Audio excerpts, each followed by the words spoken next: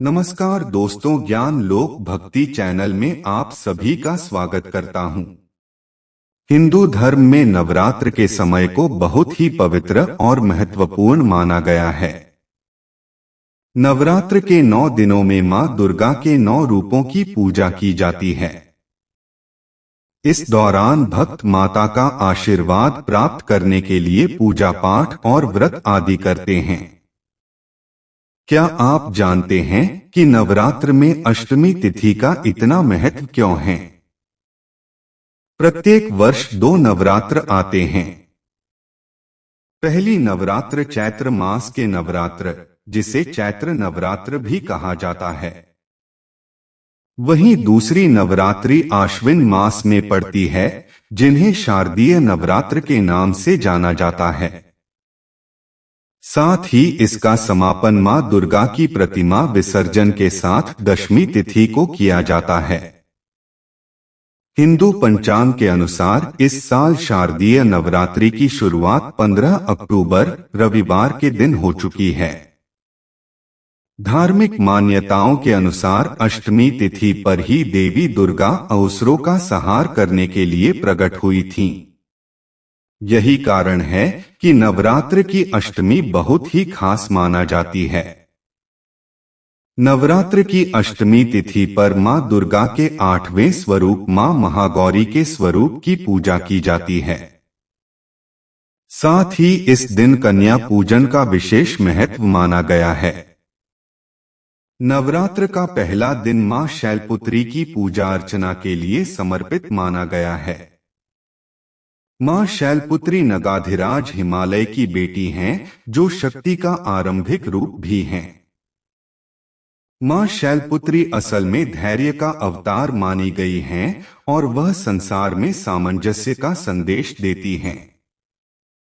मां ब्रह्मचारिणी नवदुर्गा का दूसरा स्वरूप है। इनकी पूजा नवरात्र के दूसरे दिन की जाती है। ब्रह्मचारिणी का अर्थ है तप का आचरण करने वाली। मां पार्वती ने शिव जी को अपने पति के रूप में पाने के लिए कठोर तप किया था, जिस कारण उन्हें ब्रह्मचारिणी भी कहा जाता है। नवदुर्गा का तीसरा रूप मां चंद्रघंटा हैं, जिनकी आराधना नवरात्र के तीसरे दिन की जाती है। माता चंद्रघंटा के पास घंटी के आकार का आधा चंद्रमा है, जिस कारण उन्हें देवी चंद्रघंटा कहकर पुकारा जाता है। इन्हें चंद्रखंडा, वृक्ष वाहिनी और चंद्रिका भी कहा जाता है। नवरात्र का चौथा दिन मां कुष्मांडा को समर्पित माना गया है।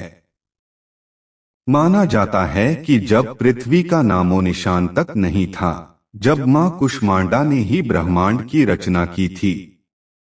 वह सूर्यमंडल के भीतर के लोक में निवास करती हैं और यहाँ निवास करने की क्षमता और शक्ति केवल इन्हीं के पास है। मां स्कंदमाता की आराधना नवरात्र के 5वें दिन की जाती है। उनकी निवास स्थान विशुद्ध चक्र में है। मां दुर्गा के इस रूप में कार्तिकेय, जो युद्ध के देवता हैं, को उनकी गोद में दर्शाया गया है। यही कारण है कि कार्तिकेय को स्कंद के नाम से भी जाना जाता है। मां दुर्गा का 6वां स्वरूप मां कात्यायनी है। नवरात्र के 6वें दिन इन्हीं की पूजा अर्चना की जाती है। कात्यायनी आदि शक्ति मां पार्वती का ही दूसरा नाम है। माता दुर्गा के इस स्वरूप को एक योद्धा रूप के रूप में दर्शाया गया है। नवरात्र का 7वां दिन मां कालरात्रि की आराधना के लिए समर्पित है। मां कालरात्रि दुर्गा जी के सबसे उग्र रूपों में से एक है। उन्होंने असुरों के संहार के लिए धारण किया था।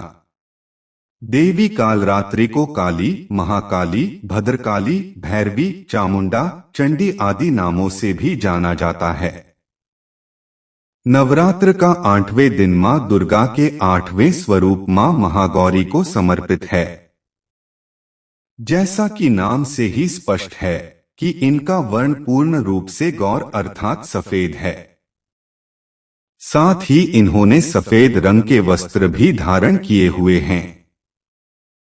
माना जाता है देवी महागौरी की पूजा मात्र से भक्तों के सभी पाप कट जाते हैं और साधक को अक्षय पुण्य की प्राप्ति होती है। मां दुर्गा का 9वां स्वरूप मां सिद्धिदात्री है। नवरात्र के आखिरी यानी 9वें दिन मां सिद्धिदात्री की पूजा कर उनकी कृपा प्राप्त की जाती है।